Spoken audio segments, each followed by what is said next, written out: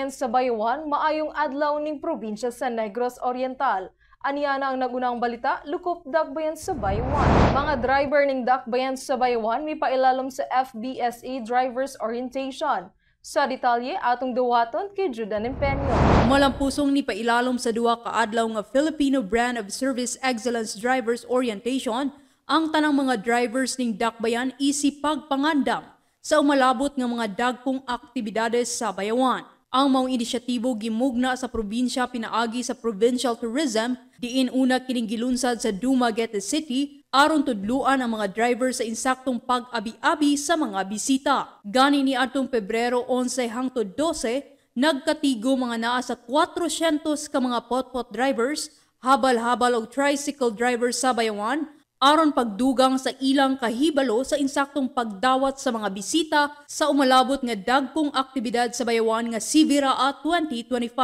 Sa maong adlaw, personal silang gibisita ni Governor Manuel Chaco sa Garbaria, kauban ni Provincial Tourism Board Executive Director Woodrow Makiling ug Mayor John T. Raymond Jr.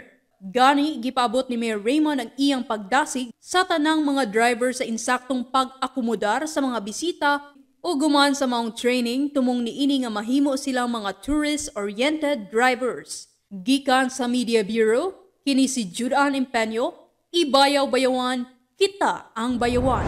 Sa dugang update sa umalabot nga 25th Charter Celebration ning Dakbayan, abli na ang nominasyon alang sa Hamiling Bayawanon Award. Sa detalye, atong duwaton kay Daisy May Manzo.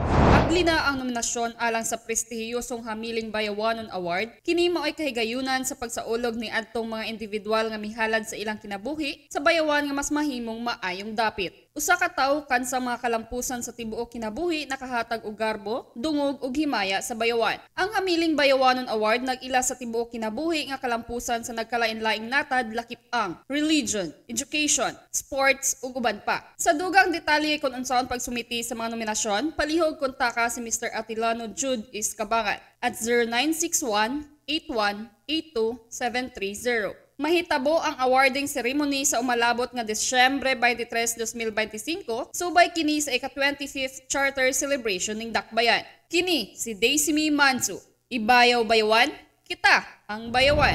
Sa laing bahin, kumpara sa miaging tuig, 30% ang increased rate sa dengue cases karong tuiga. Kini matud pa sa City Health Office ning Dakbayan.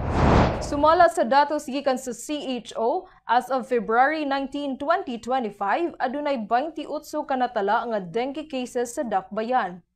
Adunay 6 ka cases sa Barangay Banga, 3 sa Tinago, Villarreal, Kalumbuyan ug Minaba.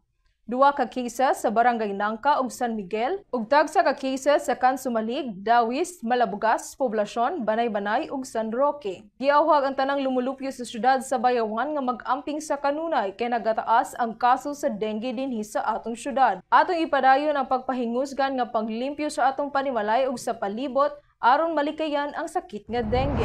Kabahin sa Sivira 2025, ani ang update sa pagpangandam sa atong syudad niini. Atong sayran kay Ninyo Unta.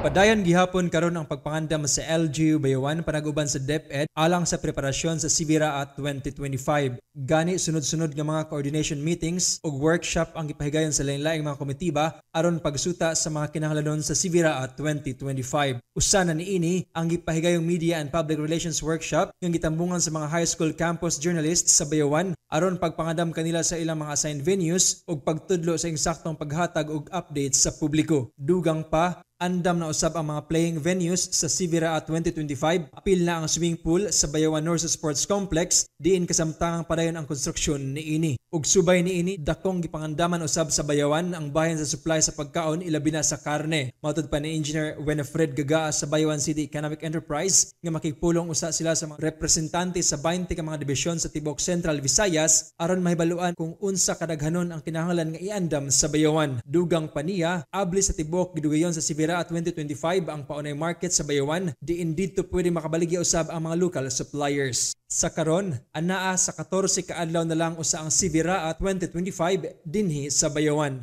Gikan sa Media Bureau kini si Ninyo Untal, Ibayaw Bayawan, kita ang Bayawan.